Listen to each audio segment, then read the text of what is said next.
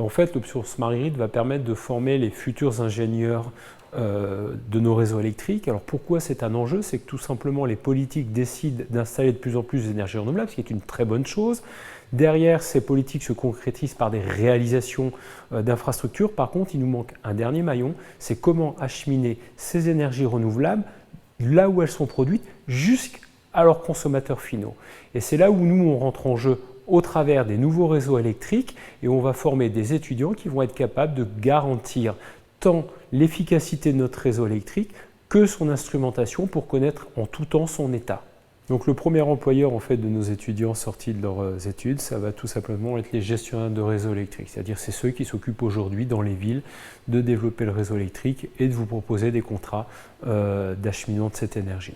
Pourquoi ce sont les premiers employeurs? Parce que c'est les premiers concernés par cette mutation du réseau électrique, c'est les premiers à développer, à déployer les réseaux de smart meter, c'est les premiers à pouvoir garantir l'acheminement des énergies renouvelables à cette échelle-là, au plus proche du consommateur. Par la suite, au bout de 5-10 ans d'expérience dans ces sociétés-là, on observe que certains de nos étudiants Smart Grid se dirigent plutôt vers les producteurs d'énergie pour apporter cette compétence de gestion des réseaux électriques chez les producteurs de réseaux électriques.